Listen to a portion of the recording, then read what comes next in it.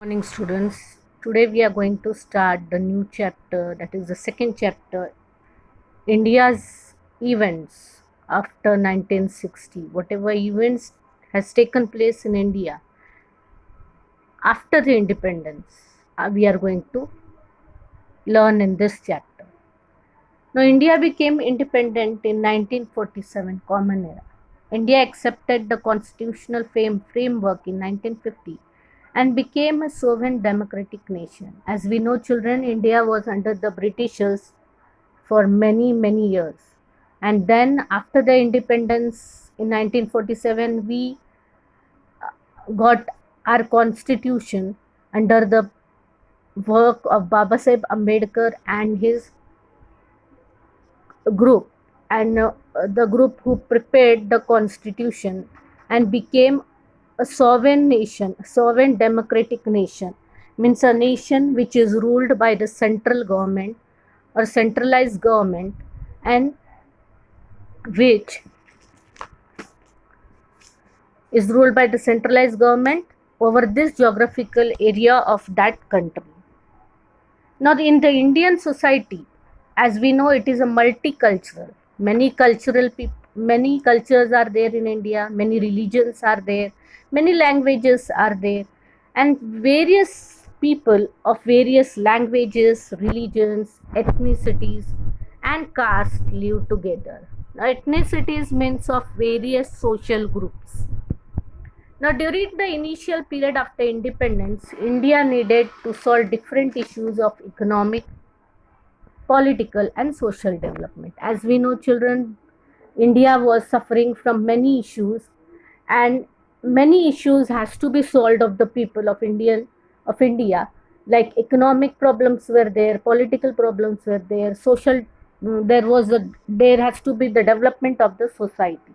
So these all things were to be done by the government of India. So the established for this, the government has established a planning commission and gave emphasis on industrialization was a means to achieve economic development and to eliminate poverty in India.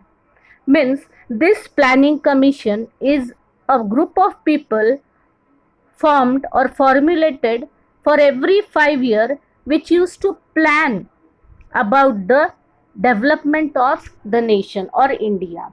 And in this plan, they gave importance to industrialization. Through industrialization, as many industrializations or many industries, will be started, there will be employment opportunities for the people. So because of this employment opportunities, the people will get their livelihood, and in this way, the India can eliminate poverty through India. Through India. Successful conduct of elections and faith in democratic traditions made it possible for us to achieve political stability. Now, because of the successful conduct of fair elections, and people keeping faith in this democratic tradition, made it possible for us to achieve political stability. At the same time, several social reforms, including policies and programs for the weaker sections of the society, were sought to be implemented.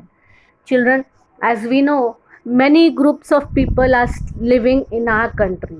So, for the weaker sections of the society or the people who are minorities, who come under scheduled castes, scheduled tribes, then these people were taken out for them some policies and programs which were to be implemented.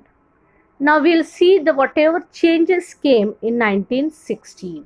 In the decade of the 1960s, several events occurred which had a huge impact on the political situation in India. The regions of Goa, Diu, and Daman, which were under the Portuguese rule and became part of Indian Federation. These tensions between India and China on the northern border, which had been rising since 1950, culminated in the war. Means whatever tension was between India and China, that has been rising from 1950, and which rose or reached to the higher point in the war of 1962 between two countries. This war was fought in the region of the McMahon Line. After India became independent, Prime Minister Pandit Jawaharlal Nehru led the country. He was the architect of Indian foreign policy. Now, children, what is this Indian foreign policy? Now, this Indian foreign policy we are going to study deeply in the political science second chapter. Now, this Indian policy is a foreign policy is a strategy formed by the government that how to deal with other nations or what trade policies we should start with other nations. His So he was the architect of Indian foreign policy. His contribution to the social and economic development of India is significant. Jawaharlal Nehru passed away in 1964 and then Lal Bahadur Shastri succeeded him.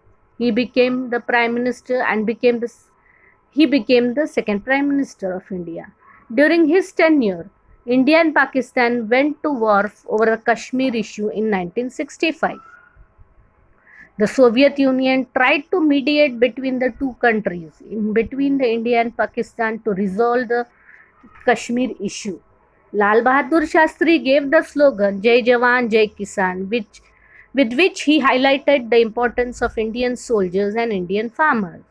From that time, we understood what was the importance, or he gave the importance of our army and the farmers.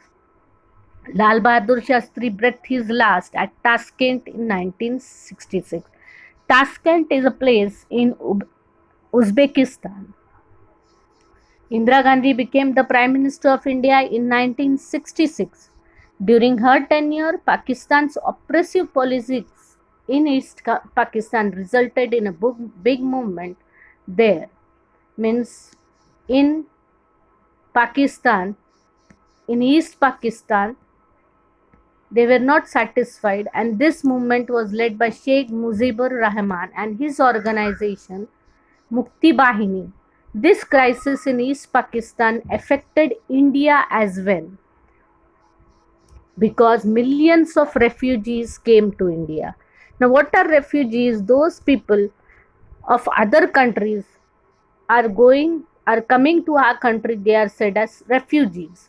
So these people they came to India for staying. Now we'll study about the 1970s. In the 1971 war between India and Pakistan led to creation of an independent country called Bangladesh. As a part of India's policy to use atomic energy for peaceful purposes, India successfully carried out an underground test of an atomic device at Pokhran in Rajasthan in 1974. India only wanted to keep the safety of Indian people and tried to use this atomic energy only for the peaceful purposes. And and it took the underground test of this Pokhran in Rajasthan in 1964. Sorry, 74. Now, in 1975, the people of Sikkim voted for joining the Indian Republic, and Sikkim became a full-fledged state in the Indian Federation. During this decade, the political situation in India grew unstable. At this time, the political state of India was not stable. The Allahabad High Court gave the verdict in 1974 that Indira Gandhi, the then Prime Minister, had misused the government machinery during her election campaign. It led to nationwide strikes and protests. And during this period, the situation became more complicated due to the movement led by Jayaprakash Narayan. So the situation of law and order in the country worsened, and the there were lot riots going on in the country, and The government declared a state of national emergency on the basis of the constitutional provisions related to emergency.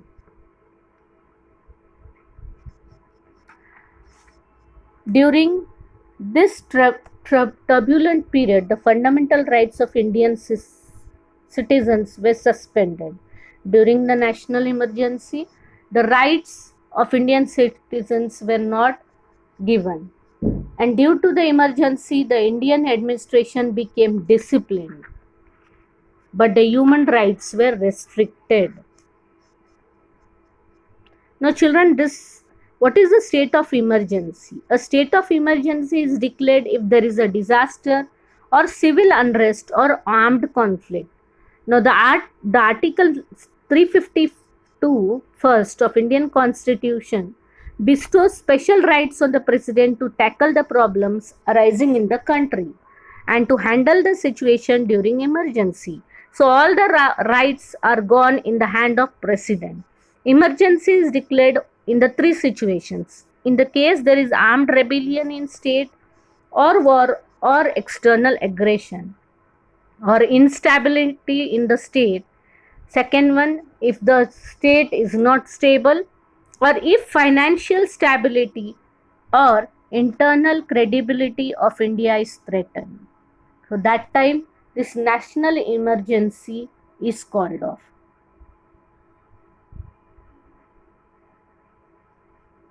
The period of national emergency lasted from 1975 to 77, and after that general elections were conducted.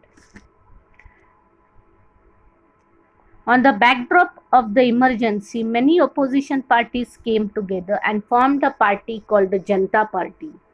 The Congress party led by Indira Gandhi was roundly defeated by this newly formed Janata Party, and Morarji Desai became the Prime Minister.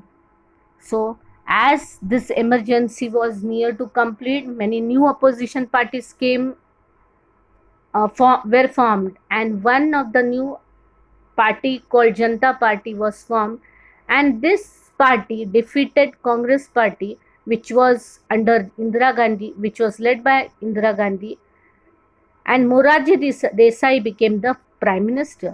But under his leadership, the Janata Party couldn't last long due to the internal differences. So there were some internal problems in between these ministers in this Janata Party also.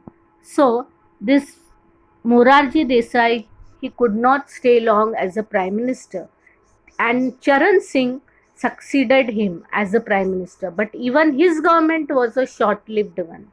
So elections were again conducted in 1980, and the Congress party under the leadership of Indira Gandhi came to power again. So children, the next topic we'll see in the next session.